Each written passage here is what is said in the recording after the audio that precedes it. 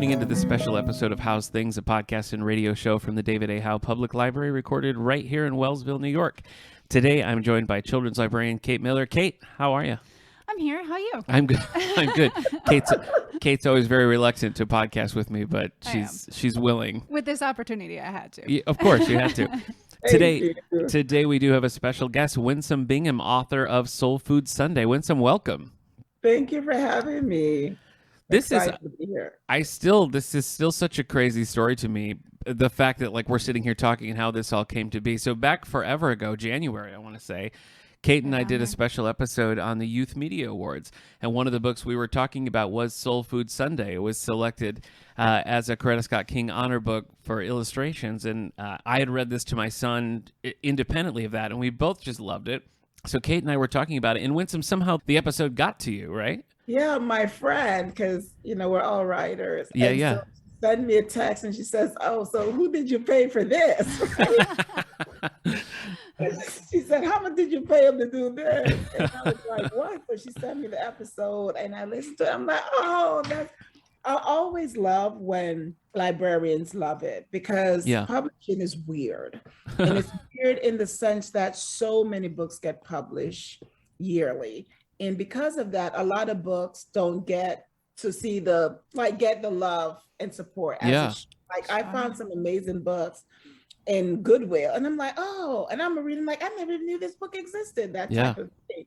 So when you can hear people really love it and talk about it and speak power into it, that speaks to me. Yeah. Because one of the things I think for soul food, yes, it's a Black family. However, families coming together, bonding over food is nothing far-fetched, right? Mm-hmm. Of course. Every culture have a moment of a joy. They have a soul food moment. Mm-hmm. It might not be the same foods as in this book. However, my friend Manying is from Hong Kong, and her family gather and they eat all kinds of different foods. Her and I, we connect over chicken feet. We love it. And chicken, okay. A lot of our friends don't eat it, but we're good, more fries. And then my friend Jen Ortiz, she's Mexican. Okay. And they gather on Wednesdays and have these soul food moments. So it's really not just Black folks. Families come together over food and eat. Absolutely. And I think that's one of the reasons why this book resonated with people. Yeah. I agree. Well, it's so joyful, every page. I mean, there's joy on every page. There's just excitement about things that, just whatever, washing vegetables, cutting up cheese, whatever. But I think the joy that you can see, the illustrations are great, and that I think really elevates it as well. But what's there, I think, in the writing really captures that sense of what it's like to be cooking with family. Just family, yep. Absolutely. Everybody has their job, right, their right. role, and you recognize that. Well, my grandma and I always used to make banana bread. That was the thing. I'd go to my grandma's house and we'd get out, the old card that you could hardly read anymore and make that loaf of banana bread. So, for me, it kind of called back some of those sort of memories. So, yeah, I think there is a real universal thing here that everybody can relate to. Yes, I agree. No, I'm curious how this happened, because this is your first published book, right? First published anything. Yeah. It's really weird how it happened. This wasn't supposed to be my first book to come out, actually. I was a teacher for 17 years, and I love chapter books. And so I wanted to learn how to write them, and I signed up for a class at Highlights. And when I got there, the facilitator was Wiley Blevins. And when you sign up for the class, you get a critique from the facilitators. But because I didn't have a chapter book written, I signed up at the last minute, and I didn't even know you get a critique. And he said to me, we can critique anything. It doesn't have to be a chapter book. And I was because I just wanted to learn how to write chapter books. But it was interesting how the universe worked, because this manuscript was written in 2012. I always say 2013. But I found the original manuscript dated 2012. And I a couple weeks before I came across it on my computer. And I said to myself, I need to go back and look at that soul food manuscript again. So when he said that, I'm like, I don't have anything that, let me just give him soul food. Sure. And came back like 2 weeks later, I got an email like, I don't know what your agent have for this book, but we'd like to acquire it. Wow. And so she was out of town, and I was like, oh, really? So it, I don't need to work on it. And she already had plans for it to send it out. Okay. So she sent it out to others, including Wiley, and it went to auction. And he didn't get it at auction, but he got the big price because now I work for him. Right. So It's a better deal. Yeah, yeah. really want, Yeah. that type of thing. But I always look at what's missing on the shelf. I taught at an IB school in Virginia. I'm always looking for stuff. And whenever things are missing, I write stories with my kids so they can have their own stories. So to me, it's not really that far-fetched to create stories, get them published. I just never see myself like, I thought it was possible, but I didn't believe it was possible. Sure. Yeah. You know what I mean? Yeah, yeah. Because if you think about how many books get published and, but when I got my agent, let's just say I had a whole bunch of manuscripts sitting. Okay. So that's why so many, because Right. I write a lot. However, I'm just blessed that this has taken on. I just learned 2 Mondays ago, I was at a bookstore in West Haven by Yale. And my auntie, she always flipped because it didn't have a sticker. And we're like, well, why doesn't it have a sticker? It has a CSK. And we realized it's in its 4th printing, and it hadn't even been a year. Wow. That's amazing. It's amazing, but it's not surprising because when you look at the accolades, like it gets tiring just reading all the things that it seemed to be pulled for, that, it was recognized by Publishers Weekly, the New York Times, just everything. It seems like there was a real pull to this book. And I'm wondering, as a writer, seeing your book take off in this way and seeing the way people respond to that, is that overwhelming? Is that intimidating for what comes next, or no, because you already got them in a drawer and you're ready to go?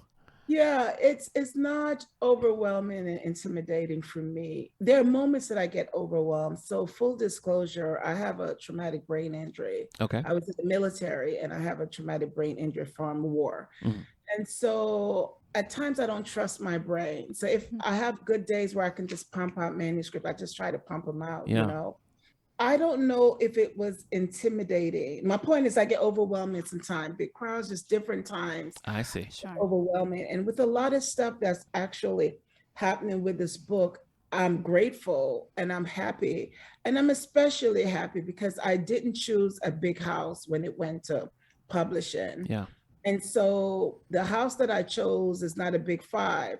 I'm glad to see that they're believe in it and that they're pushing it the way they've invested in it. And I'm so appreciative of that. Yeah. Can you talk a little bit about the process from it going from manuscript to finished product? We already sort of mentioned the illustrations here, but the illustrations, I think, pair so well with the story that you're telling. So I'm wondering, what involvement you had in that, how that process works. Yeah. So the illustrator is amazing, C.G. Esperanza. And he just won the Odyssey Award for Boogie Boogie Y'all 2 this year.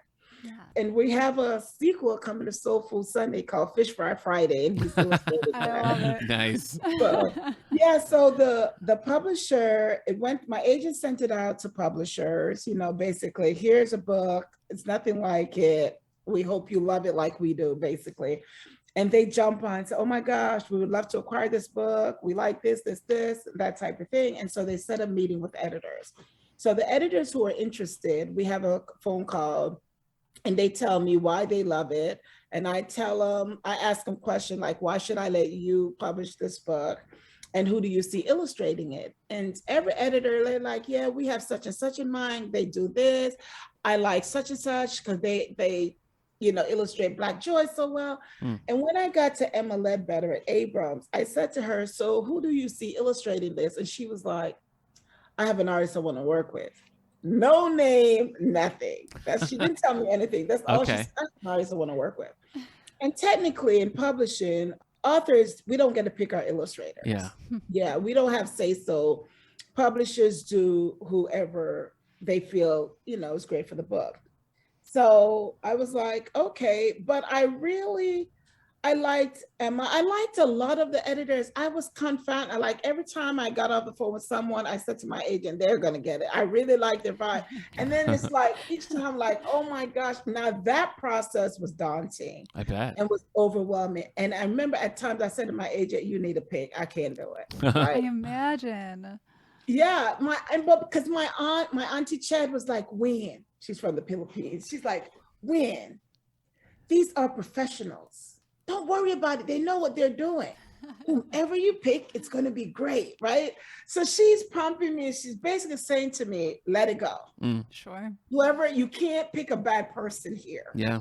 And that spoke to me. So Emma ended up getting it. I chose Emma at Abrams, and I love working with her. I love working with her so much that we did a 2-book deal. And after the second book, and she bought it, which is coming out next year, is illustrated by E.B. Lewis. And my agent's like, oh, we get to go out. I'm like, send it to Emma. I didn't want to go to any other editor. Yeah. And so Emma ended up buying 5 or 6 of my books. Wow. Yeah. So Abrams, I feel like they're home in the sense that they've been good to me. And since then, they've given me inputs and Soul Food into having say-so with my illustrators. Oh, wow. That's great then. Yeah. But the first time I didn't, but I picked E.B. Lewis. Juana Martinez Neal is illustrating one of my books called The Park, about a homeless veteran and a little boy saving the park. CG's Fish Fry Friday. We have Missing Mama. I'm so excited about this one, and it's being illustrated by Raheel Jean-Paul Bell. You've got a lot going on. Yeah, it's a lot. It's a lot. But the process is after they get it, the book, she edits it. We go back and forth. What's not working? What should work? What are my thoughts on this? And once I sign off on it, it goes to a team, and a team of designers, copy editors, and they design the book. CG is on board. He's sending his illustrations back and forth. And then they print it, I'm pretty sure in Canada, and here's the book, Soul Food is born. It's such an inspiring story. Here you are signing up for this workshop, and then bam, how long has passed? A year, 2 years, and you've got this whole line of books coming out ahead of you. I mean, that's just a really exciting thing.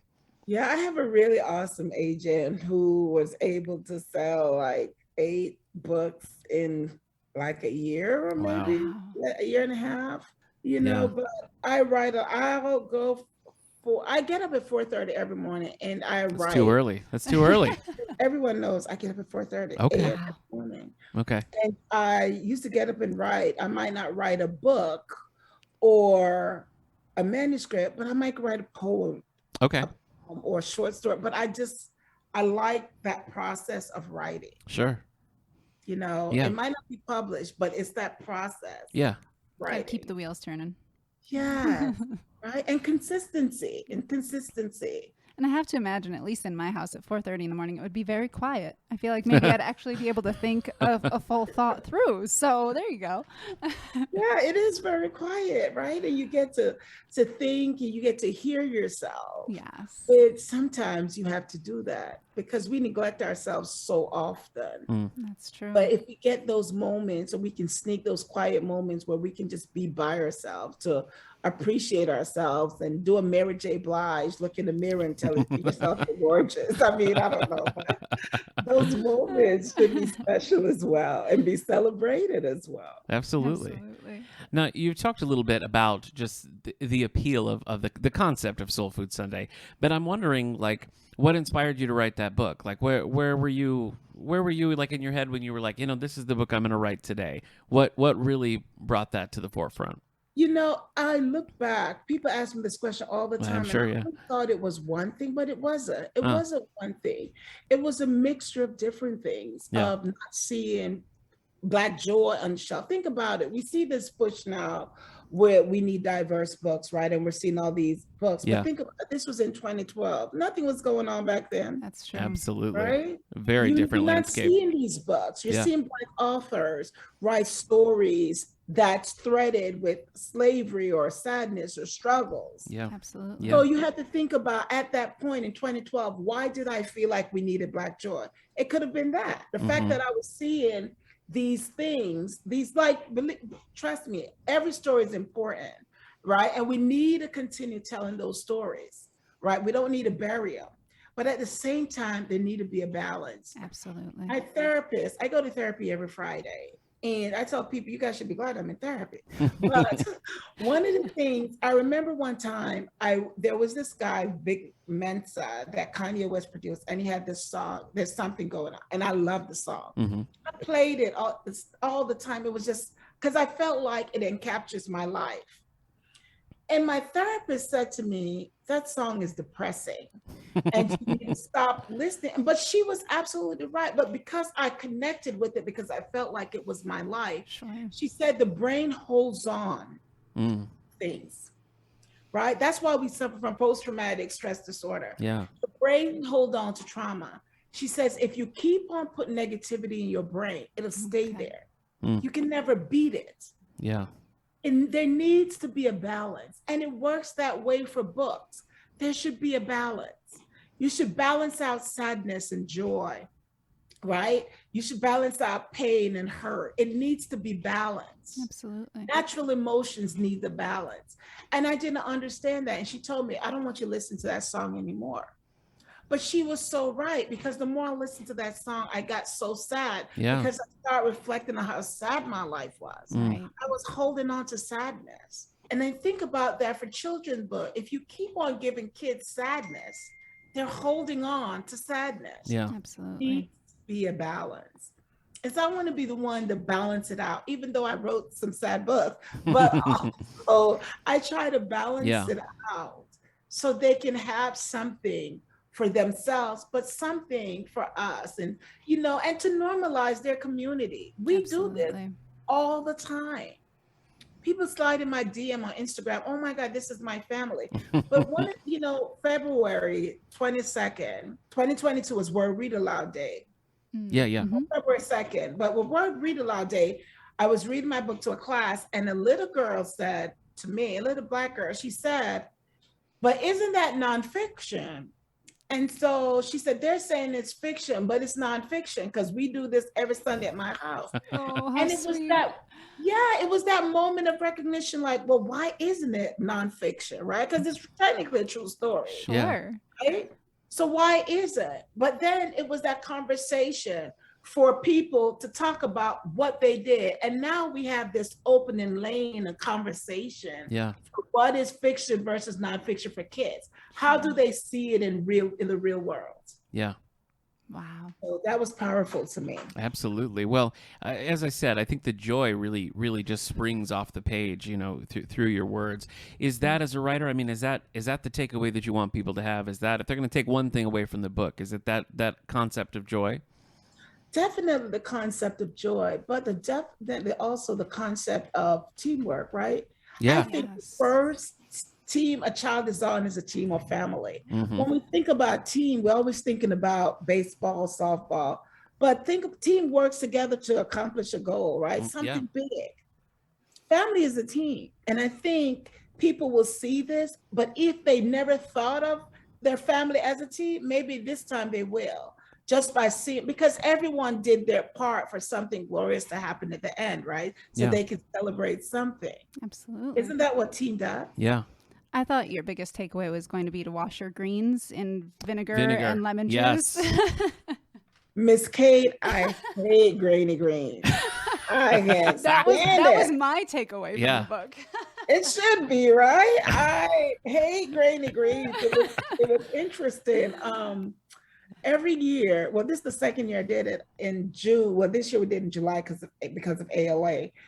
But I have a kidlit dinner party at my house in Connecticut. Lovely. And so I invite other children's writer, I invite agents, editor. And this year was really nice because I met Naz Khan, Room for Everyone. Have you read that book? Yes. Yeah. Absolutely. So Naz drove all the way from DC. Tracy Todd, who wrote Nina, came, Antoine Eady, Nigel in the Moonlight. We had all these writers and we had agents and editors. And CG came, and we didn't even realize he came in outfit, because in the book, this picture, because this is the illustrator. Mm-hmm. Oh, okay. Okay. He wore this shirt, the same shirt that he used in the book. And I'm like, that's how you show up at a party. Like, you got the character. That's right. That's right. Too funny. But one of the things about that got me was the fact that everyone ate up all the greens. I literally got a piece of a leaf. Like, everyone gravitated to the greens. And I was going down the steps, and one of the attendees at the party, they said, yeah, I was trying to see if you had grainy greens, but you didn't. You didn't. And I'm like, I hate grainy greens. Yep. So yeah, that is a message as well. I think greens, collards, and if you cook them right, they're amazing. I love them, and I cook them all the time. Debbie Machiko Florence have a book came out yesterday, and I'm throwing her a launch party on Saturday, and she wants greens, so I'm gonna have to cook greens. Yeah. There you go. Yeah. Now you've got a name for You yourself have no choice. outside of the picture books. That's right. I'm curious, are there books that inspired you as a child? As kids are reading and discovering this book now, what were you reading as a kid? Nancy Drew, Hardy Boys. Okay. All right. Mysteries. Yeah, so I grew up on an island. I grew up in Jamaica, and my great-grand aunt was a reader. But it was interesting. My grandmother and my grand-aunts, they were living in Canada, England, and the US. And because she read, they would send her books. But it was Nancy Drew's. It wasn't until I was in America that I knew Nancy Drew a kid book. Oh, okay. Yeah. She was way in her 70s, 80s. She got up every single day, and all she did was read. Yeah. That's great. And so she put them in a barrel behind her dress, and I would sneak them out and read them, take them to school and share them with friends. And because I was in high school at 10 years old. So I was the only 10-year-old in my class. Everyone was like 12 and 13, because our system is different in the island. I see. In the islands, in 4th grade, you take a test. If you pass, you go to high school, skip 5 and 6. If you don't pass, you go to 5th grade, take the test again, hope to get to high school. If you don't pass, you go to 6th grade. And if you don't pass in 6th grade, then they put you in a technical track, like plumber, electrician. So that's how the system is. That is interesting. School, it's just, and so at 10, I'm the youngest one in my family to ever pass it. I passed and went to high school, but I was there with 12 and 13-year-olds. Yeah. Right. So they were way above me. Think about a 10-year-old with 13-year-old. It's huge. That's a big gap. Huge gap. And so I would read. So growing up for me, reading was Nancy Drew, Hardy Boy, and Bobbsey Twins. So is that the thing that really stirred your passion for writing chapter books? I mean, you think that's where it comes from? I think I love chapter books because when I was teaching, there weren't enough of them. There weren't enough of them. Yeah. And when I was teaching, my students loved the ABC, Cam Jensen, those type of things. So I read so much read aloud that I really like it. And I'm always like, I could make this better if I did this. And one of our writing, one of our projects used to be, we would take one of those chapter books and they have to retell it, change the ending, just different things. And so they were so creative. And that's why I love them. I think they're so open that you can do mix and mingle and, rip them apart and then put them back together. It's someone else's work to create your own. Yeah. I taught that to my students. What I write, I don't do that because, as you can see from Soul Food, but it's something about kids having an input in controlling narrative. Okay. How things should be told. And that's why I love chapter books. Okay. So what is the next thing that you have? What's next to be published on your schedule? So the next to be published is The Walk. And The Walk is about a community going to vote. Oh. Granny's going to vote. And good time. They vote as a community. They stop and gather people from the old lady up the street with the walker, and they stop at a barber shop, and they stop at the church, and just everybody walk to the polls as a community. And it's called The Walk, and it's being illustrated by E.B. Lewis. Okay. That's wonderful.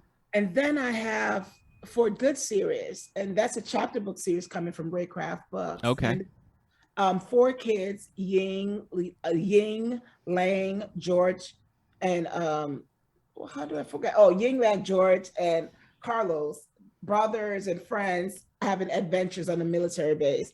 And I based the base on the post of Fort Monroe, Virginia, because we lived there for years. Oh, okay. Right on the Chesapeake Bay. It has a moat.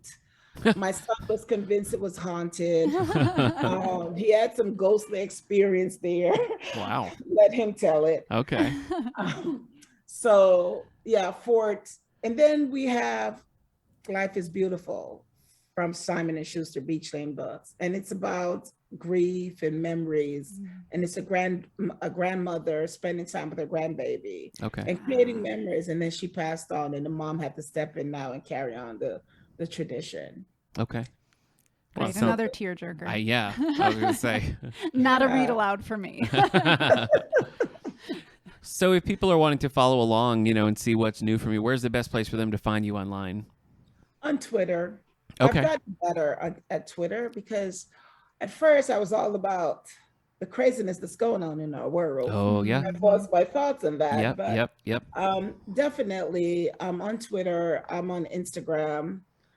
I'm not a big social media person. I should be, but I'm 50. I just turned 50. So it's like, I'm on Twitter at Army Vet 5. So it's Army Vet and the number 5. Okay. And on Instagram, I'm Army Vet 5 and everything is spelled out. Okay. Army Vet 5 is spelled all the way out. Great. Wonderful. Okay. All right. Well, we so appreciate you taking the time today, and I appreciate you reaching out. I was so shocked when my phone rang and it was you.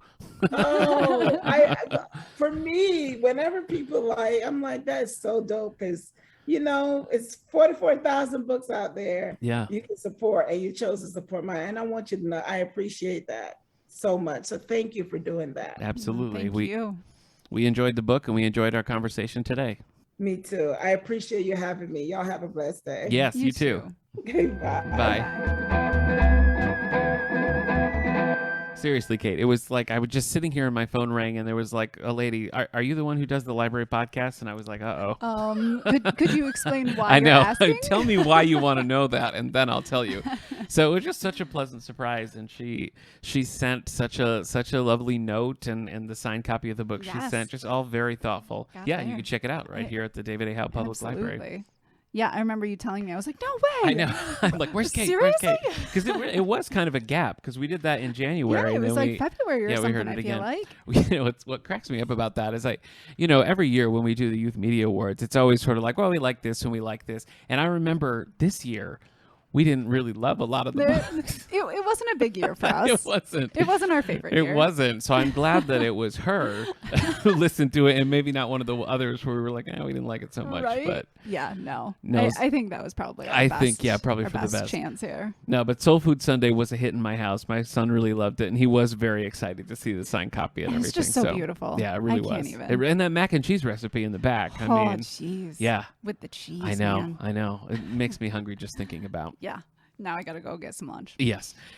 Anyway, our thanks again to Winsome Bingham for joining us today. You can find her on social media, as she mentioned. You can also check out her website, binghamwrites.com. That's got a list of information about Soul Food Sunday, reviews and things, and there's also a list of upcoming books that are coming out to publish, so you can kind of keep an eye on that as things go forward. I'm looking forward to her Fort Good chapter book series. I know, right? Yeah. I don't know if I'm ready for the tearjerker, but I do kind of want to. I'm excited about the walk, though. Yeah. That does sound good and timely, of course. Yeah. So, well, yes, of course. Yeah, we'll be keeping an eye out for that. All right. Well, that's going to do it for this week's episode of How's Things. Kate, as always, thanks for joining me. Hey, thanks. It was less painful than sometimes, I know. Yeah, you seem cheerful. You seem cheerful. All right. Bye, everybody.